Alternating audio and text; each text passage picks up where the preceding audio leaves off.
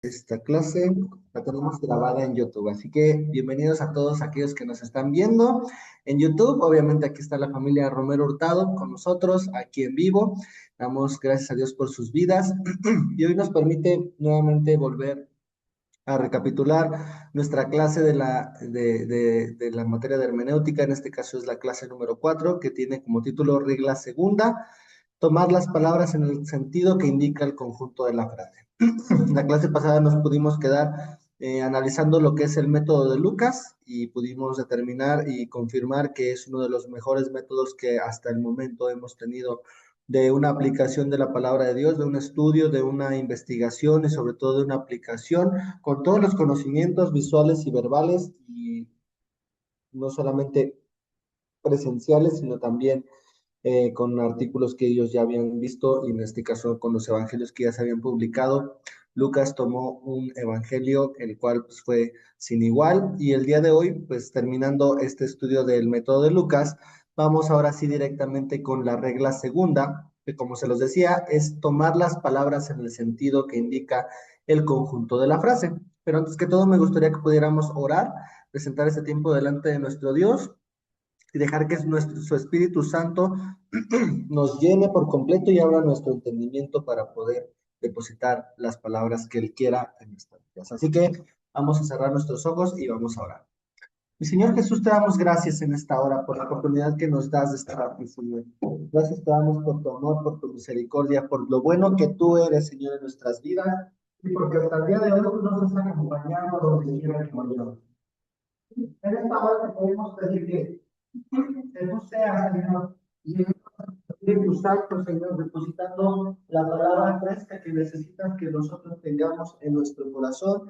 Te pedimos, por favor, Señor, que esta regla segunda la podamos tener en nuestra mente, en nuestra vida, y poder aplicarla con una excelencia que solamente tú esperas, porque si nosotros vamos y nos aplicamos con tu Espíritu Santo, dejaremos que solamente la unción de tu precioso Espíritu Santo nos abra el entendimiento, nos llene y nos dé la capacidad de entender aún las cosas ocultas que vengan en tu palabra, porque nosotros sabemos que mientras más buscaremos y mientras más perseveramos, la clase pasada vimos aspectos positivos que tenemos que tener como intérpretes, y comenzamos a desarrollar cada uno de estos elementos, podremos nosotros convertirnos en hombres y mujeres, Señor, que logren, Señor, estudiar tu palabra a la perfección y que no se dejen engañar por las corrientes del mundo que provienen y que vienen a quitar la bendición que es entender tu palabra en su totalidad. Te queremos dar gracias por todo lo bueno que eres, y la clase, como siempre, te la dejo a ti, Espíritu Santo, para que yo sea un alumno más junto con la familia Romero Hurtado y con los que también están viendo la transmisión en YouTube. Te pido por favor que tú seas abriendo su entendimiento para poder entender todas las cosas ocultas y superficiales que tú quieras darnos en este día. Te damos gracias en el nombre de Jesús. Amén y amén. Pues bueno, ahora sí comenzamos con lo que es la regla segunda, y vamos a ver que en el lenguaje bíblico, como en cualquier otro idioma, vamos a poder encontrar palabras cuyo significado puede variar mucho según el sentido de la frase o el argumento en el cual van a ocurrir. Es importante siempre el entender y el averiguar cuál es el significado correcto dentro de una oración. Para esto va a ser necesario el apoyo de una de las herramientas de estudio que ya analizamos, como lo es un diccionario normal y un diccionario bíblico. Si nosotros no podemos tener el diccionario bíblico todavía, pues todavía podemos apoyarnos de un diccionario normal, pero si lo pudiéramos ya tener, pues sería algo que complementaría bastante nuestro estudio de la palabra, y podríamos ya tener el significado de cada frase y de cada palabra de una forma bíblica, no de una forma directamente abierta como un diccionario, sino que ya va a ser apegado al ambiente cristiano. Para esto, vamos a ver y saber que uno de los ejemplos que estamos analizando en la regla segunda va a ser el siguiente. ¿Por qué? Porque vamos a tomar las palabras en el sentido que va a indicar la frase. Entonces, vamos a irnos con el primer ejemplo, y la primera palabra que vamos a analizar va a ser ligereza. Porque ligereza puede tener cuatro aplicaciones en las cuales se aplican de manera distinta. pueden aplicarse para cuatro finalidades, cuatro aspectos en el cual, pues no nada más en la palabra, en la Biblia, sino que en las cuestiones de gramática y lingüística se aplica la forma de ligereza en cuatro aspectos. El primero va a ser agilidad, celeridad o velocidad con presteza. Su antónimo de este significado, de esta aplicación, sería con lentitud. En este caso sería hacerlas rápido, ¿no? Aplicarla rápidamente. Sería el segundo, continuidad con levedad o liviandad. En este caso sería con pesadez, como si le estuviéramos poniendo peso a una cosa, sería el antónimo, haciéndolo muy finamente y levemente. El tercero sería la versatilidad o la volubilidad. En este caso, su antónimo es la constancia. En este caso, hacerlo a lo mejor un día sí y un día no. Esa sería la volubilidad con la forma de hacerlo con ligereza. Y la cuarta sería de forma irreflexiva. Su antónimo es la madurez. En este caso no se quiso poner de forma inmadura porque muchas veces se entiende que no es correcto el ser inmaduro, pero obviamente el ser inmaduro no es algo que podamos nosotros decir que podamos nosotros dejarnos así como estamos, ¿no? Sino la madurez requiere un tiempo, una experiencia y no todos tenemos esa forma de ver las cosas, ¿no? Entonces, en este caso, algunos tenemos mayor edad, algunos tenemos menor edad. Y obviamente si pusiéramos inmadurez, solamente lo estaríamos encerrando en actitudes propiamente de la persona. Pero en este caso, la madurez incluye muchas veces en esta, ¿no? De forma irreflexiva, que no comprendemos el porqué de las cosas, no en base a una vivencia, sino en base a entender directamente el por qué hacemos esto. Entonces, vámonos a irnos directamente con esta cita en la cual habla acerca de justamente esto que estamos buscando tener, que es acerca de no imponer las manos con ligereza. Y si nosotros vemos ligereza, vámonos a ir con Primera de Timoteo 5:22.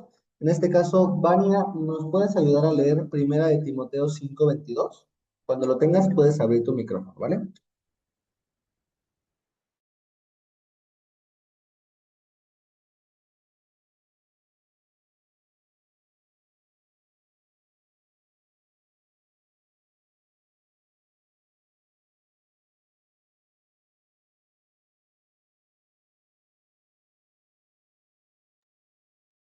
Listo, mi hermano. No impongas con ligereza las manos a ninguno ni participes en pecados ajenos. Consérvate puro. Muchas gracias, Vania. Y con esto podemos entender ya ¿por qué es que se le decía del apóstol Pablo a Timoteo que no impusiera las manos con ligereza? ¿Por qué? Porque dice, a ninguno ni participes en pecados ajenos, consérvate puro. Aquí hay una clave por la cual nosotros podemos ya entender cuál de las cuatro aplicaciones que les estaba yo comentando son las que podrían aplicar en este versículo. Y yo quisiera que ustedes participaran, ya sea nuestra hermana Fabiola, Vania o si está por ahí Pame, que nos pudieran decir para ustedes cuál de estas cuatro aplicaciones vendría siendo la correcta o la que mejor se acomoda a esta parte de no imponer las manos con ligereza a ninguno. Los escucho. Los escucho, perdón. Gracias. Bueno, yo puedo ver que está el número 2, el segundo, ahí dice livianidad, ¿verdad? Pero en la cuarta dice irreflexivo, madurez, es lo contrario. Y aquí Pablo está diciendo que no sea sin pensar en lo que estamos haciendo, que lo hagamos conscientes de lo que se está haciendo. Entonces, para mí, aplicaría la segunda y la cuarta. Ok, perfecto. Mi hermana, bueno, mi hermanita Vania o Pame, ¿tienen algo adicional que decir acerca de esto? Ahí están las nombres.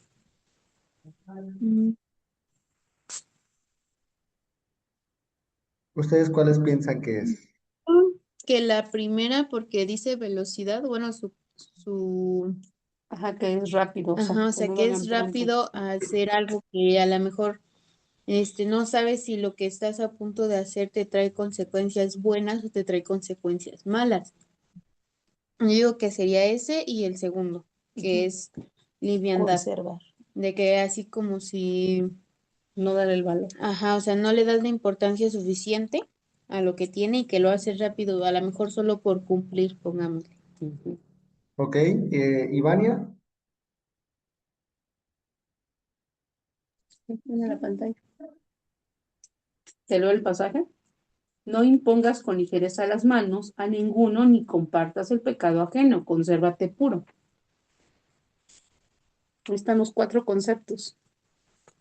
No importa si nos equivocamos, ¿eh? Aquí es una clase justamente para entender y en base a lo que nosotros percibimos, justamente no está mal, sino al contrario, podremos complementar ese mismo sentir para que no caigamos así como que, ay, no quiero responder y me va a decir mal el maestro. No pasa nada, Vania, ¿vale?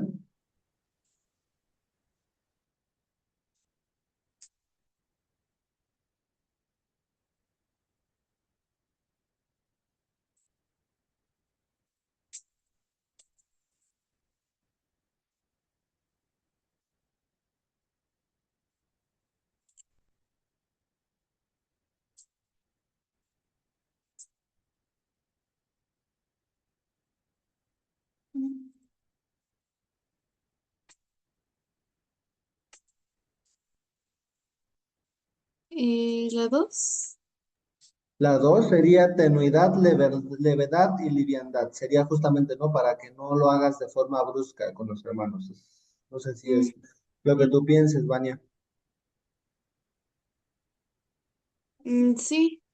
Ah, ok, perfecto. Muchísimas gracias, Vania, no te preocupes. Y pues ahora sí vamos a la explicación. De todas sus respuestas fueron correctas porque las 4 aplicaciones sí podrían aplicar dentro de este texto, pero para una mayor corrección de lo que estamos buscando analizar, tenemos que indicar o buscar por qué dice que no tengamos que imponer las manos. ¿Qué es lo que nosotros, qué es lo que Pablo impulsaba a Timoteo de buscar en todo tiempo con su conducta hacerle un bien a su comunidad? En este caso, si mencionamos solamente la palabra, no sabríamos de cuál de todas las aplicaciones se esté refiriendo. Pero si lo escuchamos en el conjunto de la frase en que se usa, veremos con claridad su significado. Y en este caso podemos entender que con ligereza las manos a ninguno para que no participe en pecados ajenos. La última parte sí es consérvate puro y estamos hablando de prácticamente la razón número 4.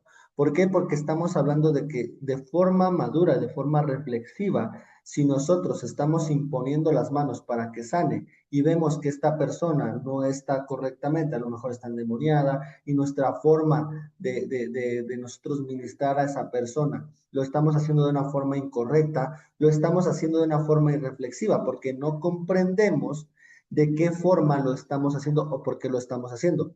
Y también tienen mucho que ver lo que también esta Pame y esta Vania nos estaban diciendo. Hacerlo de una forma rápida, de una forma con velocidad, con presteza, también viene mucho eso. ¿Por qué? Porque de la cuarta forma, que es de forma irreflexiva, la forma irreflexiva va a provocar que si nosotros nos piden que impongamos las manos y no tenemos ese conocimiento, vamos a hacerlo rápidamente, pero no comprendiendo el por qué hacemos las cosas. También de la misma forma, en la parte de la segunda, continuidad, con liviandad, muchas veces lo hacemos nada más así y no con el real peso que nosotros tenemos que hacerlo. ¿Por qué? Porque si nosotros, Dios nos ha dado una autoridad de ser sus hijos y de, en este caso, hacer las mismas cosas que Él hizo en la tierra, porque eso es lo que dice su palabra, que incluso mayores cosas haremos en la tierra, justamente hacerlo de una forma tranquila, como también teniendo miedo de forma irreflexiva, qué es lo que vamos a hacer para ministrar a alguien. Eso también es una forma.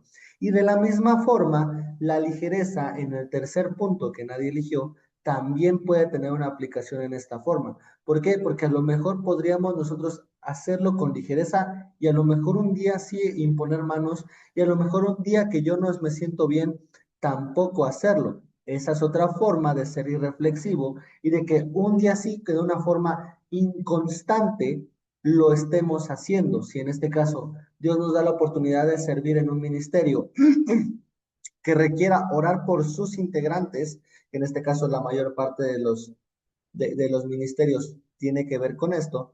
Si a nosotros se nos pide imponer las manos y no estamos con una forma pura, como lo dice el verso al final, consérvate puro, no lo vamos a hacer con la constancia que se debe de hacer, porque a lo mejor nuestra vida puede tener una falta de pureza en nuestra vida. Por eso es que también el tercero aplica, pero realmente el cuarto es el cual aplica en su totalidad este versículo.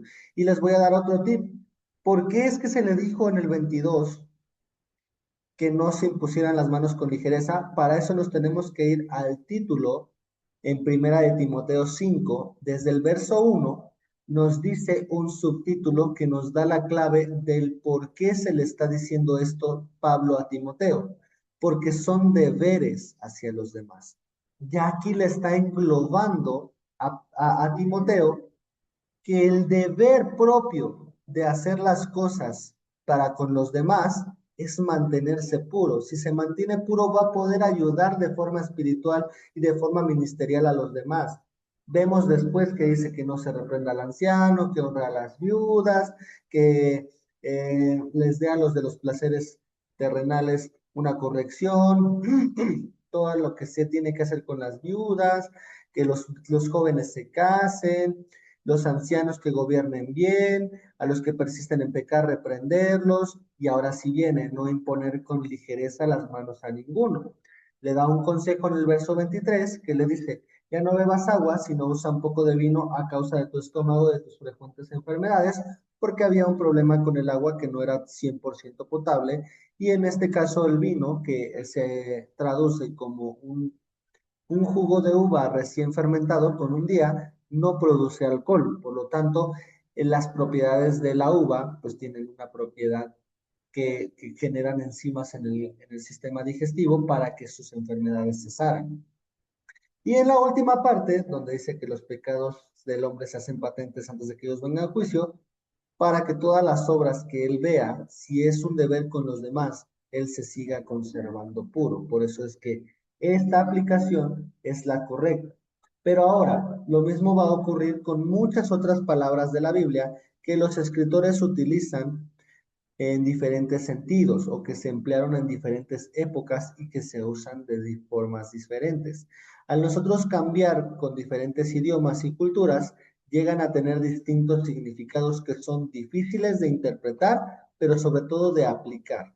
Ahora vamos a ver la aplicación de esta regla con algunos ejemplos en los cuales vamos a ver cómo el texto o el significado va a variar según la frase, el texto o el versículo. Aquí ya viene una aplicación muchísimo más grande para que con esta práctica podamos hacerla correcta. Y la palabra que se eligió para poder hacerlo es la palabra fe. Para esto vamos a leer Gálatas 1:23 y le voy a pedir por favor a Pame si nos ayuda a leer Gálatas 1:23 y cuando lo tengas por favor puedes abrir tu micrófono, ¿vale?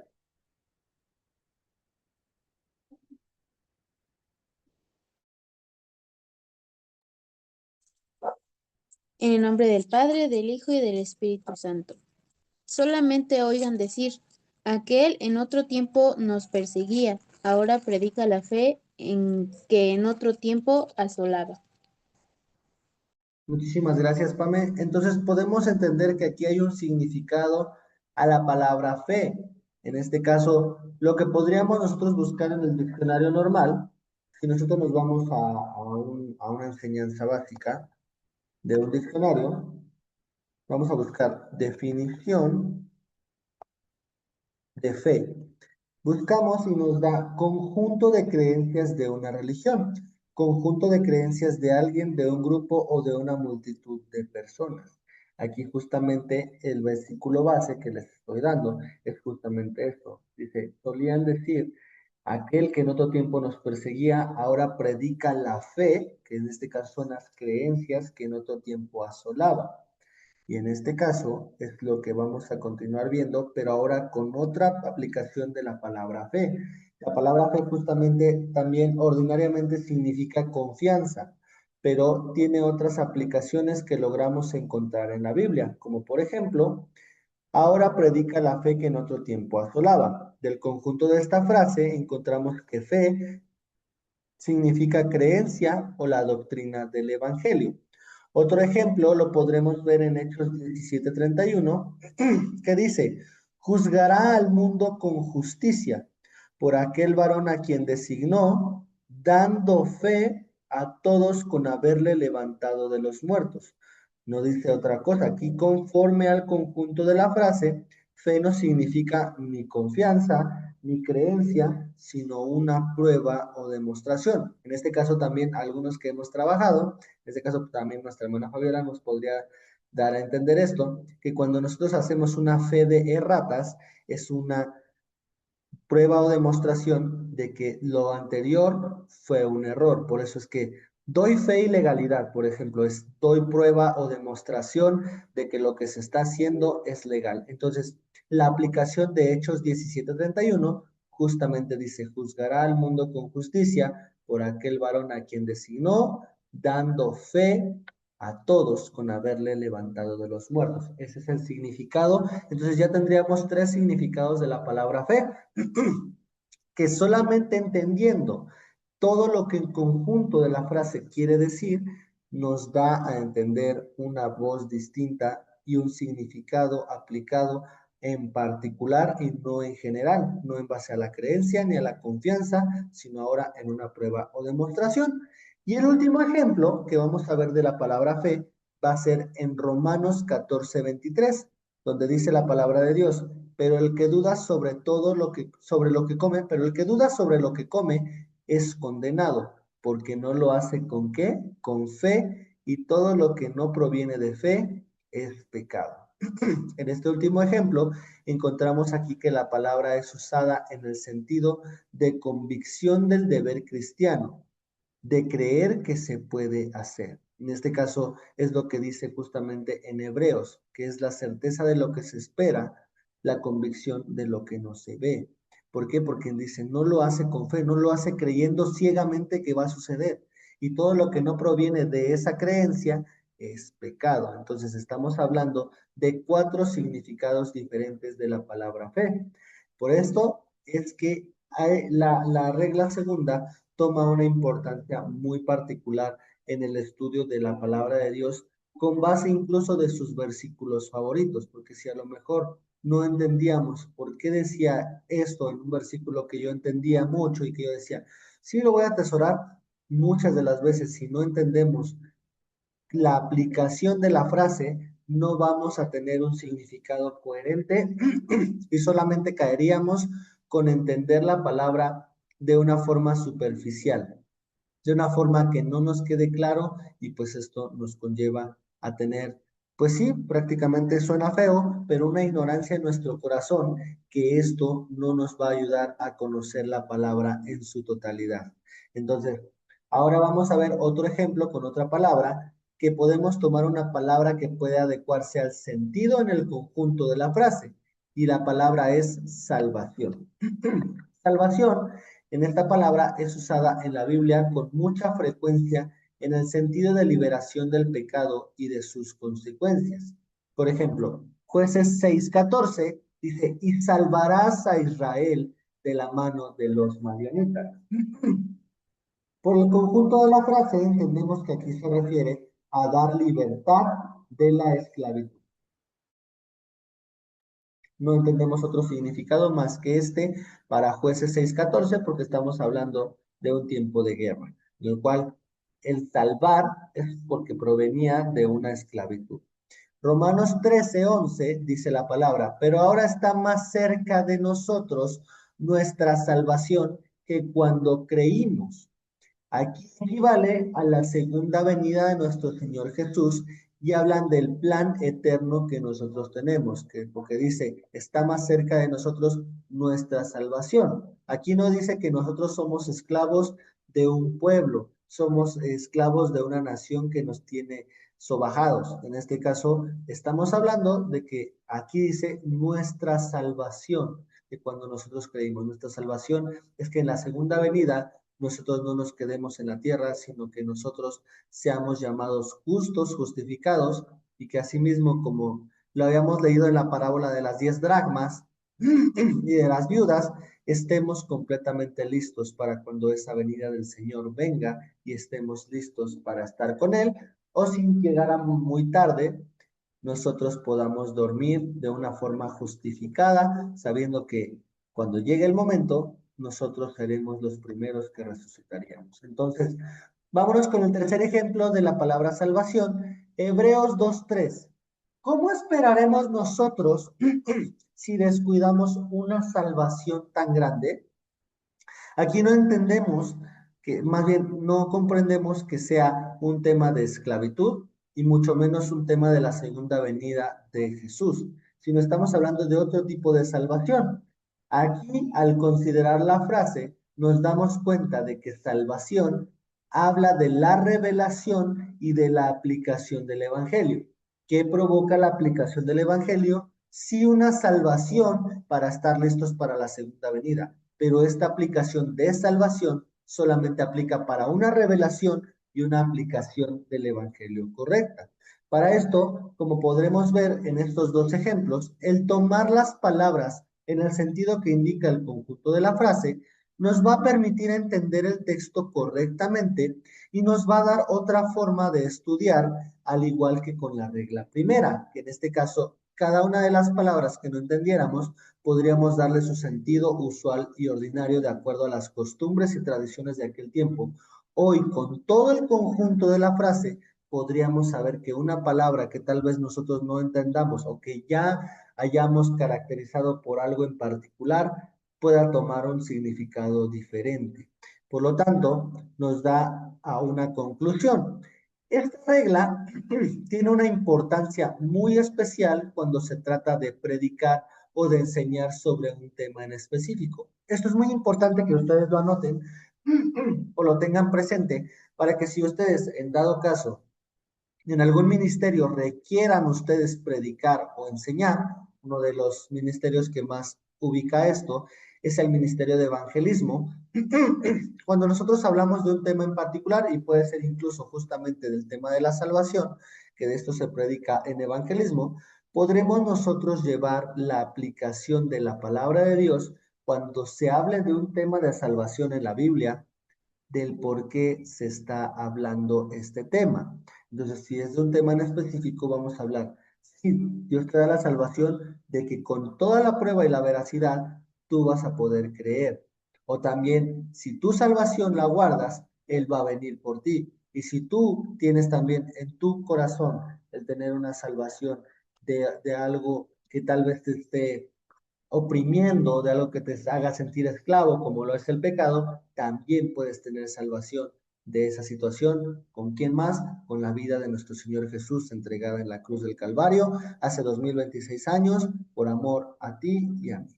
Con esto damos a entender que si hablamos de una cosa, no podremos tomar una palabra en un contexto diferente, ya que todo sentido y toda interpretación que podríamos estar entablando podrían verse afectadas. ¿Por qué? Porque solamente tienen que ir enfocada en un tema.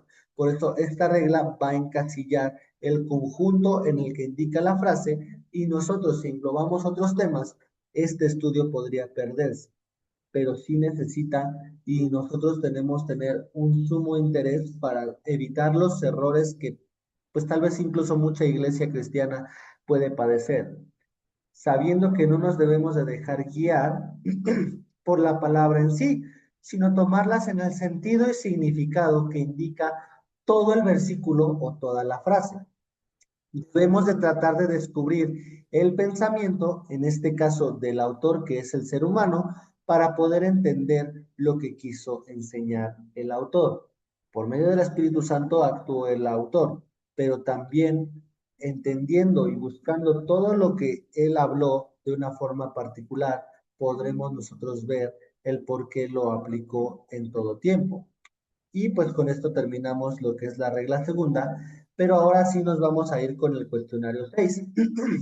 El cuestionario 6 nos da las siguientes preguntas. ¿Cuáles son los dos tipos de requerimientos que debe tener un intérprete? ¿Cuáles son los requisitos generales? En este caso, explicar cada uno. ¿Cuáles son los requisitos especiales? Explicar cada uno. ¿Qué dice la regla primaria de la hermenéutica? ¿Y por qué es importante el tomar este principio en la interpretación de un libro? Yo creo que me voy a quedar hasta aquí para que ustedes no se carguen con el cuestionario 7, pero sí hacer una revisión. Yo calculo tener una revisión con ustedes la siguiente semana para poder ir viendo cómo ustedes van, cómo ustedes tienen la oportunidad de ir avanzando en estos cuestionarios, porque si ustedes no los han hecho, con esta revisión que vamos a hacer la siguiente semana, vamos a poder irnos poniendo al corriente. ¿Para qué? Para que no se les haga pesado al final de semestre y ustedes solamente entreguen por entregar, sino que con sus propias palabras ustedes vayan comprendiendo y entendiendo qué significa cada palabra y cómo lo vamos a ir aplicando en una enseñanza y en una práctica adecuada de acuerdo a los versículos que estudiamos, a todo lo que escuchamos en las predicaciones. Todos y cada uno de estos prefijos van a irse aplicando y entrenando para que ustedes no solamente lo sientan como teoría, sino que algo que ustedes ya aprendieron con base teórica, que ustedes con base práctica lo puedan llevar a cabo y no se les genere pesadez, ¿vale? Entonces, cualquier cosa que ustedes necesiten, por favor, háganmelo saber.